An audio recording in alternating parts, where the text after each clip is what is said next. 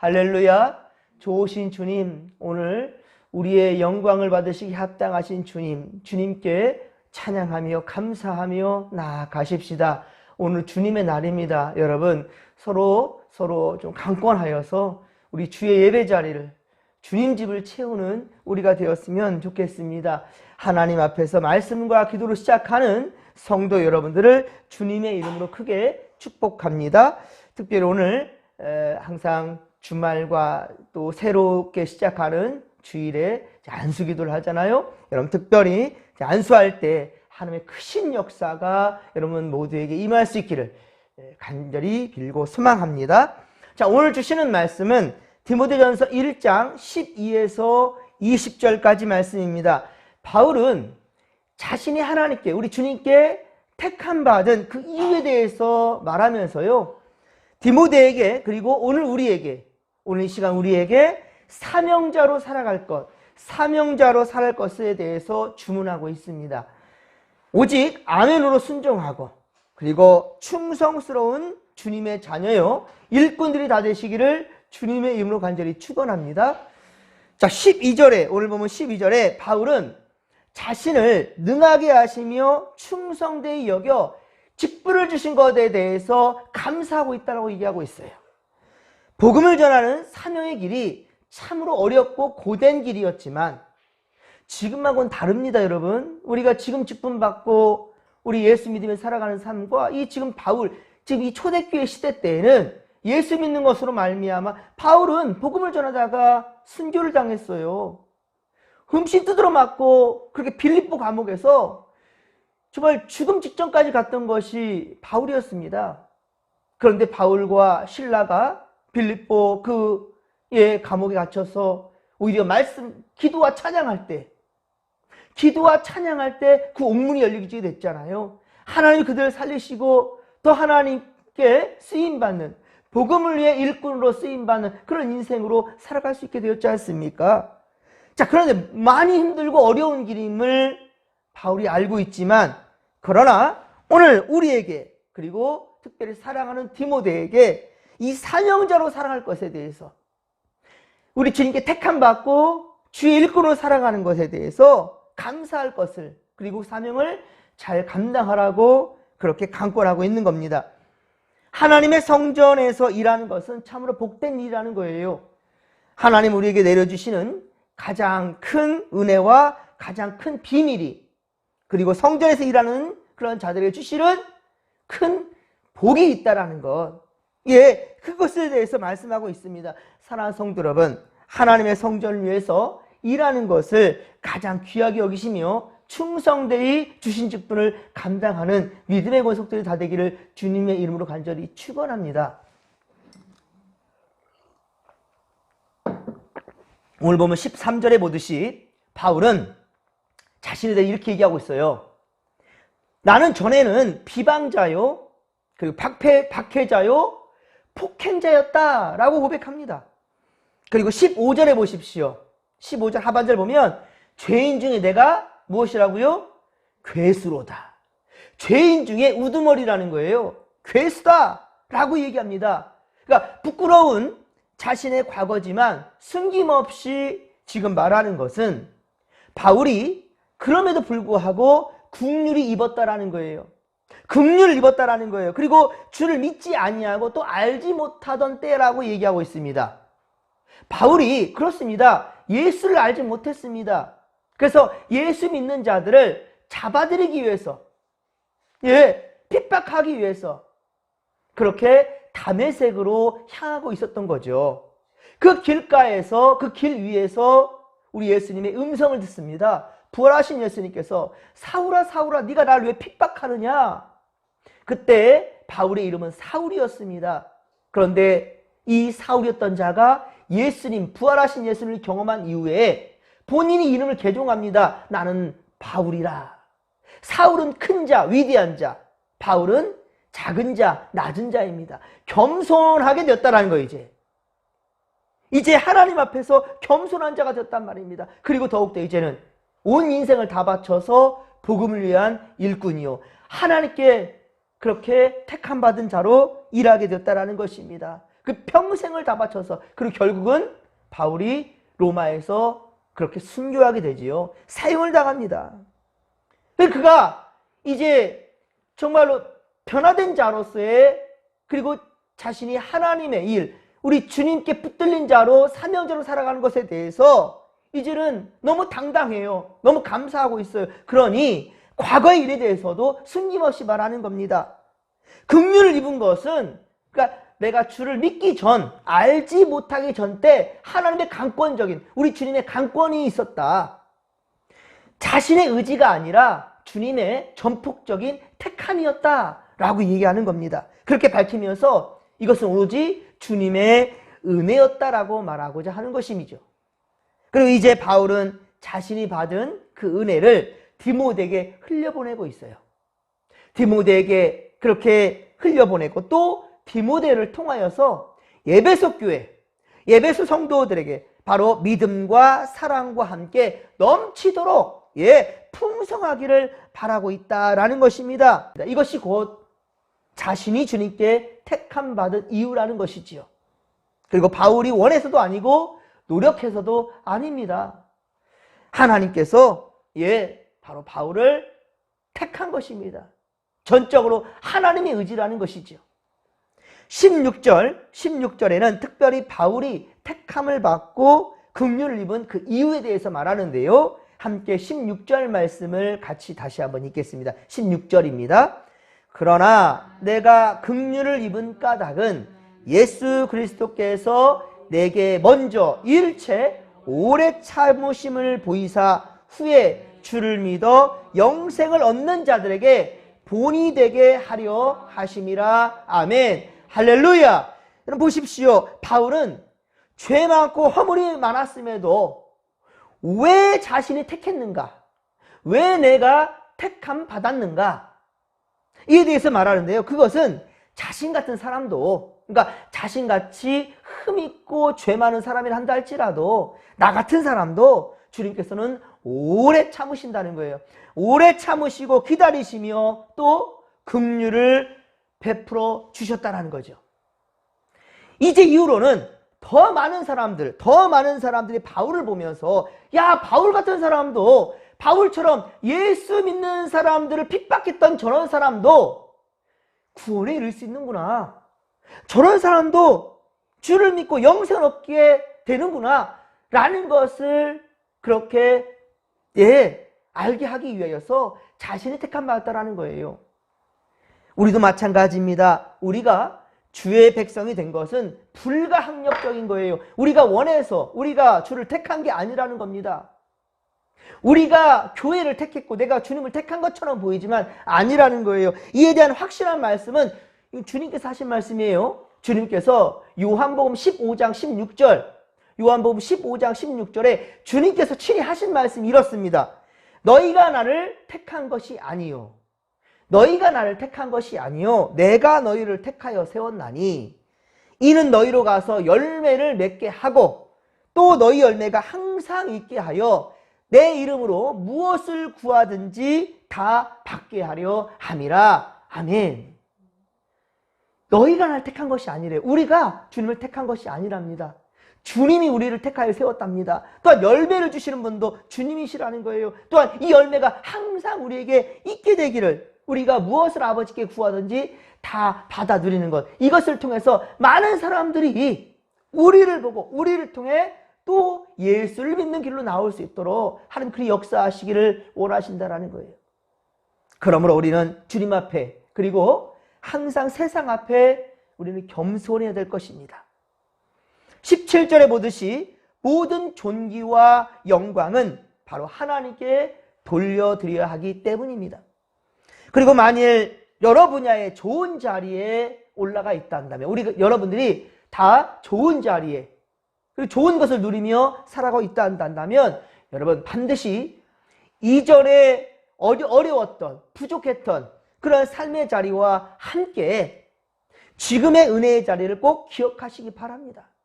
이 말씀은 어쩌면 젊은이들보다도 연세 지극히 드신 분들, 참 다들 경험했을 거예요. 어렵게 살았을 때 정말 눈물 젖은 빵을 드셔본 분들이 많으실 겁니다. 공부를 하고 싶어도 돈이 없어서, 가정 형편이 어려워서, 특히나 또 맞이이신 분들은 더 공부를 하고 싶어도 동생들 때문에 양보할 수밖에 없고, 좀 더 나도 많이 먹고 싶지만 동생들 때문에 참아야 되는, 좋은 것을 갖고 싶지만 양보해야 될 때, 어려울 때, 힘들었을 때 다 여러분 경험했을 것이에요. 그런데 지금의 자리를 생각한다면 정말로 비교가 안 되지 않습니까? 그러면 여러분, 그 어려웠던 삶의 자리와 함께 더불어서 지금의 은혜의 자리를 함께 기억하시기 바랍니다. 그렇지 않으면 감사는 곧 사라져버리고 말 거예요. 그리고 자기 자랑만 남을 겁니다. 내가 잘나서, 내가 애써서 이만큼 잘 살게 되었어 라고 나밖에 남지 않아요. 내게 은혜 베풀어 주신 하나님의 감사, 이것은 온데간도 없다라는 겁니다. 오늘 본문 15절에 보십시오. 바울은 고백하기를 자신만이 아니에요. 모든 믿음의 사람이 받을만하다. 모든 믿음의 사람이 받을만한 말이라고 그렇게 얘기하고 있지요. 자신 혼자 영광을 취하려 하지 않고 있다라는 겁니다. 그리고 예수님이요, 마태복음 9장 13절, 마태복음 9장 13절에 주께 친히 말씀하신 바, 의인을 부르러 온 것이 아니요 죄인을 부르러 왔노라. 의인을 부르러 온 것이 아니고 죄인을 부르러 왔다라고 주님 말씀하셨어요. 그런 것처럼 바울은 자신을 뭐라고 표현합니까? 죄인 중에 괴수다라고 표현하고 있다는 거예요. 나는 죄인 중에 괴수다라고 말하고 있다는 말입니다. 그저 죄인이 아닙니다. 그 죄인들 중에서 가장 으뜸되는 우두머리 죄인이라는 거예요. 이러한 겸손이 여러분 이 시간 저와 여러분들에게 있기를 바랍니다. 오늘 주님의 날을 맞이해서 더욱더 겸손히 우리의 죄를 낱낱이 주 앞에 구하면서 다 털어내시고, 그리고 깨끗이 비워진 여러분들의 마음에 진정 주님을 모실 수 있기를, 그리고 또 새로운 한 주간을 시작할 수 있기를 주님의 이름을 간절히 축원합니다. 18절에 보십시오. 바울은 제자 디모데를 누구로 대하고 있습니까? 그저 제자가 아닙니다. 또 제자 중에 많은 사람, 그 한 사람이 아닙니다. 아들로 대하고 있지요. 아들입니다. 누차 말씀드리지만 바울은 복음에 사로잡힌 자로 결혼도 포기하고요. 그렇게 오직 온 인생을 주님을 위해 바친 사람이에요. 그런데 어떻게 아들이 있을 수 있겠습니까? 그러나 바울은 디모데를 참 아들, 사랑하는 아들로 삼았다라는 말이에요. 그 세상의 지식과 지혜의 가르침이 아니라 16절에 밝히듯이 바울은 자신이 경험한 주님의 긍휼하신 사랑을 전하고 있는 거예요. 여러분이 경험한 것들 중에 가장 좋은 것이 있다면 가장 누구에게 주고 싶습니까? 자식들에게 주고 싶지요. 사랑하는 자식에게, 사랑하는 이에게 주고 싶지 않아요? 여러분 정말로 참 힘들게 어렵게 모은 재산 나중에 다 어떻게 합니까? 자식에게 주려 하는 거 아닙니까? 여러분 바울은요, 자신이 인생 가운데 최고의 가치로 두었던 예수 그리스도, 바로 이것을, 이 지혜와 지식, 여호와를 경외함으로 말미암아 얻게 되는 지식과 지혜, 여호와를 경외하는 것이 지식의 근본이고 여호와를 경외하는 것이 지혜의 근본이라 그랬어요. 이 지혜서 잠언의 말씀에. 그런데 바로 이 여호와를 경외하는 것, 주님을 잘 믿는 것, 자신이 경험했던 이 가장 최고의 것을 바로 사랑스럽게 그렇게 내 자식으로 품은 디모데에게 주고자 하는 거예요. 특별히 어려운 곳에서, 이 지금 에베소 교회, 이 지역에서 바로 에베소 교회의 목회자로, 목사로 세워진 바로 디모데에게 그렇게 전해주고 싶었다는 겁니다. 그리고 이 긍휼의 사랑이란 바로 주님이 십자가의 고난을 참고 견디심으로 주를 믿어 영생 얻는 자들에게 본이 되셨지 않습니까? 우리는 예수님 닮아가는 인생을 살아가야 되는 거예요. 이 바울이 이제 디모데에게 긍휼의 사랑, 예수 그리스도의 십자가 사랑을 그 가슴팍에 새겨주고자 하는 거예요, 지금. 우리도 이제 생명 살리는 일에 합력할 수 있기를 간절히 빌고 소망합니다. 그래야만 여러분 선한 싸움에서 우리가 승리할 수 있기 때문이에요. 함께 19절 말씀을 같이 읽겠습니다. 19절입니다. 믿음과 착한 양심을 가지라. 어떤 이들은 이 양심을 버렸고 그 믿음에 관하여는 파선하였느니라. 아멘. 네, 그렇습니다. 여러분, 많은 자들이 믿음을 지키다가 결국에는 세상과 세상의 그 권력과 그리고 세상 것들에 타협해버리고 믿음을 버리고 세상으로 떠난 자들이 있다라는 거예요. 여러분 주변에도 있지 않습니까? 자식들도 그런 자식이 있을 겁니다. 어려서는 믿음 생활 했는데 커다 보니까 세상이 좋아 세상으로 가버렸어요. 예. 우리와 함께 신앙생활 하다가 믿음을 저버리고 세상길로 가버린 믿음의 동지들, 그들 있지 않습니까? 여러분, 부름받은 자의 사명을 그러나 여러분들 온전히 지키시기 바랍니다. 믿음과 착한 양심을 가져서 믿는 자들의 본이 되어주고 믿음 없는 자들에게 도전이 되어줄 수 있기를 바랍니다. 본이 되어주십시오. 믿음 없는 자들에게 소망을 줄 수 있는 여러분의 착한 양심, 믿음, 여러분들 분명히 지켜서 그들에게도 보여줄 수 있기를 바랍니다. 또한 지금을 살아가는 마지막 때에 우리 믿음의 권속들에게 좋은 교훈이 되어 주시길 바랍니다. 우리 다음 세대들, 우리 진목교회를 지켜갈 다음 세대들, 그리고 여러분의 사랑스러운 내 자식들, 후배들, 여러분들 반드시 귀한 교훈이 될 수 있도록 여러분들이 그러한 믿음의 삶을 살아갈 수 있어 주시기를 간절히 빌고 소망합니다. 사랑하는 성도 여러분, 하나님께서 주신 은혜에 감사하며 우리들이 싸울 것은 혈과 육에 있는 싸움이 아니라는 거예요. 감정적으로 대처하는 모든 일들 가운데 감정적이지 마십시오. 항상 주님의 주신 귀한 믿음으로, 주를 믿는 믿음으로 천국을 향하는 그 소망을 붙들고 여러분 믿음의 선한 싸움을 싸울 수 있기를 바랍니다. 혈과 육이 아닙니다. 감정적인 것이 아닙니다. 주님의 날이 올 때까지, 주님 앞에 서는 날까지 여러분 최선을 다해 믿음을 지켜주시기를 부탁드립니다. 그날은 반드시 도적같이 올 것이기 때문입니다. 오늘은 주님의 날입니다. 여러분, 온 성도들, 주께서 자녀들을 기다리시는 주님께서는요, 당신의 백성들을 기다리시는 바로 주님의 집 성전에 올라 함께 하나님을 예배하며 함께 떡을 떼며 함께 음식을 먹으며 교회를 또한 함께 청소하고 돌보면서 교회를 왁자지껄 채워보면서 서로 사랑하는 이야기, 사랑 이야기로 채워갈 수 있는, 사랑 이야기로 채워갈 수 있는 우리 진목교회, 여러분 말씀과 기도와 찬양으로 또 한 주간을 시작할 수 있는 우리 모든 믿음의 권속들 되기를 주님의 이름으로 간절히 축원합니다. 주께서 우리와 함께 하실 것입니다. 자, 이 믿음 가지고 우리 주여 삼창 부르며 기도하며 나갑니다. 주여, 주여, 주여.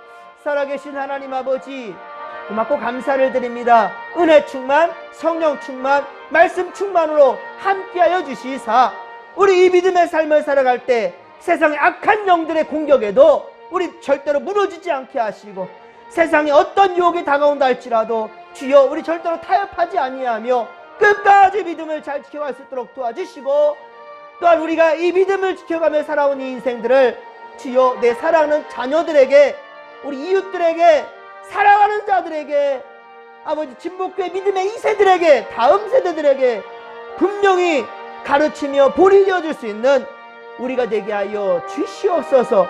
오늘 주님의 날 온 성도들 주님 집에 올라 함께 예배하며 주님을 높여드리며 말씀과 기도와 찬양 속에 하나님 아버지와 새로운 한 주간을 시작할 수 있도록 주여 인도하여 주시옵소서. 함께하여 주옵소서. 함께하여 주옵소서.